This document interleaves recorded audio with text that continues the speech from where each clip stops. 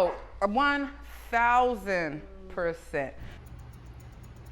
We're, your hairstylist. We're your confidant. We're your best friend. We're a pastor at times. We pray with you. We cry with you. There's things that people tell their stylists that they've never shared with anyone.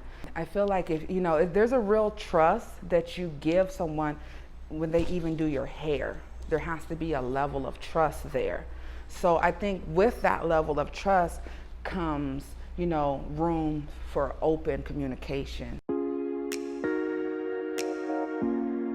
It depends on who you're talking to.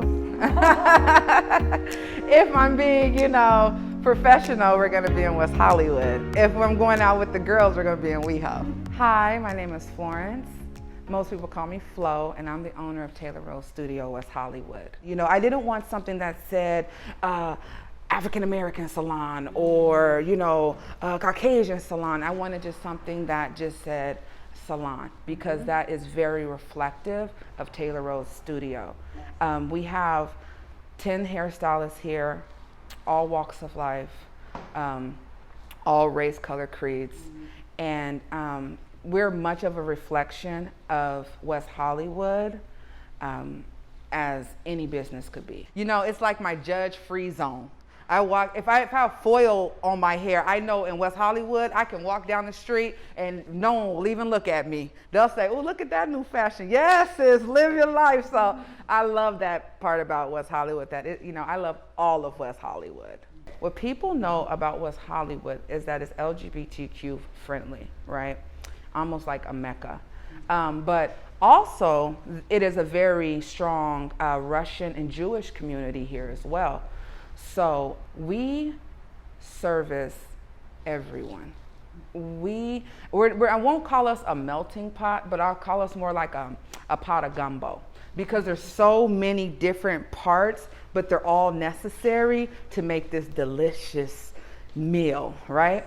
And so that is what you see when you come to Taylor Rose. If you walk through here, if you come in here, you feel it. You don't even have, there's nothing even to be said. It's a feeling, it's an energy.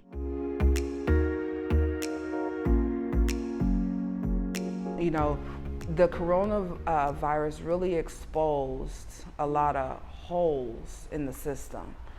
And I know, some are doing okay, and others are struggling. But one thing I can say is that the Taylor Rose family has rallied around the ones who have needed help. I always like to let my staff know that I'm 100% here for them, that I have a open door policy. They know that they can call me 24 hours a day. They can text, and whatever I can do to help or be of service, I'm always there for them. But it's affected us all. And not only, monetarily, but mentally.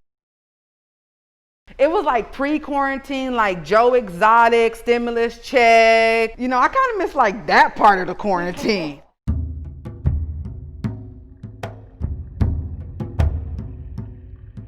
And just history, it's just like everything was just coming forward. Dealing with yourself, your own personal issues, dealing with society issues.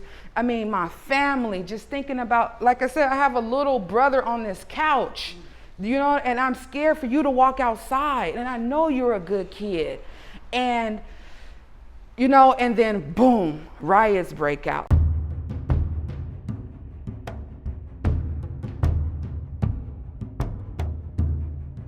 So here I am, a businesswoman, trying to get this one, overwhelmed, and now we're shut down because everything is in total chaos.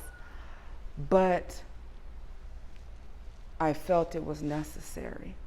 So people were asking me, they're looting by your business, you're out there protesting, because that night when I told you I woke up with tears in my eyes was the first night of the protest.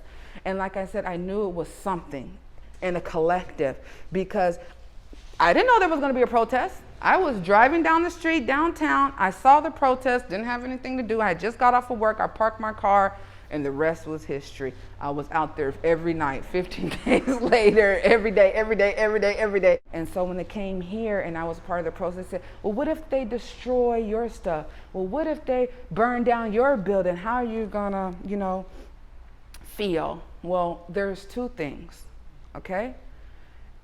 First of all, one, we're going to get out the way. It's called insurance. These lives cannot be replaced. These buildings can. And I know that's something hard for people to wrap their minds around, and I get it because I own a building. And I told them in that moment that if my building has to be sacrificed so that another child, man, woman, black, white, doesn't have to experience the things that have been taking place, if my building has to be that sacrificial lamb that causes change, that moves a culture forward, then burn it to the ground. We'll rebuild. We'll rebuild. And so the second night, I said, I'm going to go again. And they said, we're coming here to West Hollywood area. And so I came here because I saw what happened the first night. So I printed these signs, and they're still on the windows, and it says that this is a black-owned business, and it says that we stand with you. And my friends across the street, they're Armenian, and they're a liquor store, and just by seeing what was happening, I knew that they would come for them. So I went across the street to my friends at the liquor store, and I said, here, I printed some signs for you. They say this is a black-owned business. Now thinking back, I was like, I could have changed it up, but hey, it was in the moment. We had a couple hours to get ready. I was like, here. So they put signs in their window as well. And no one bothered our stores. I bounce around here all the time. I go and I talk to all the neighbors. I make myself very, very friendly. So when everything started to happen, I almost saw the community coming to me almost for advice, for acceptance, for help. Even the liquor store, like he's Armenian, the owner there, and he knows a lot of people too. He tells people, this is my friend. She helped my business. And it kind of just me being me over time, I realized where I thought oh, I don't know, I'm on the block. But when everything happened, I saw how much they really, really, really rallied around, appreciated me. I saw the work that we have been doing, come to fruition. When the clients come in and they talk, and it's a moment of therapy, or it's therapeutic for them, it's very therapeutic for us as well, because we get to exchange ideas or emotions, or sometimes the clients validate us. I may be going through something, and then I feel like, wow, you came right on time because you had the exact message that I needed to hear. So we missed some of that. And so, our staff, we've really had to check on each other. And, I have to, tell my staff, thank you for checking in on me. Because, sometimes we forget to check in on our strong friends. We know the ones who are more in need, or the ones who are, but the ones who we think got it, or the ones who we think, Flo, she's a go-getter. I know, she's going to make it through. Nothing's going to take her down. But I cannot say that I don't have moments of weakness too, of just missing normalcy. First and foremost, I miss working. I miss being in the community. I miss seeing the people in the community. There's a lot less foot traffic now. People are staying indoors. I miss,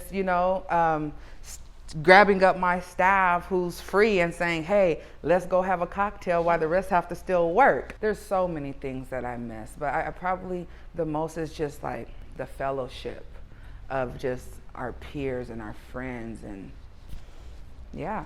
When I felt it, I said, I'm going to go out. And when I talk to people and they ask, I'm going to tell them I've been depressed. And I'm going to see, And what I found was people started opening up to me that they have been experiencing those same things.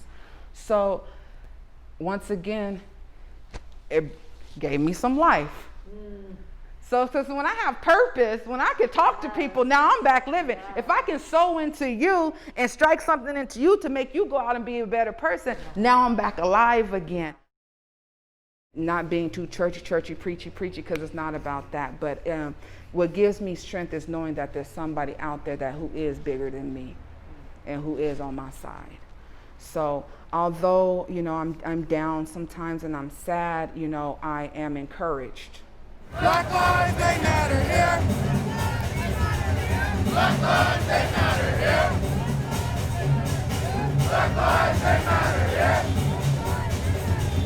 Black lives, they matter here. We have to find the beauty in the chaos, because there's some beautiful moments inside the chaos. And so those are the little holes of light. I try to focus in on those little holes of light. Use this time to do the things that you can do, change the things that you can change, and be at peace with whatever else happens. You know, it's above us. It's above us. We're gonna wreck ourselves crazy trying to figure it out. Just take care of you and your loved ones. And I am ready to work, okay? So let's get back to work.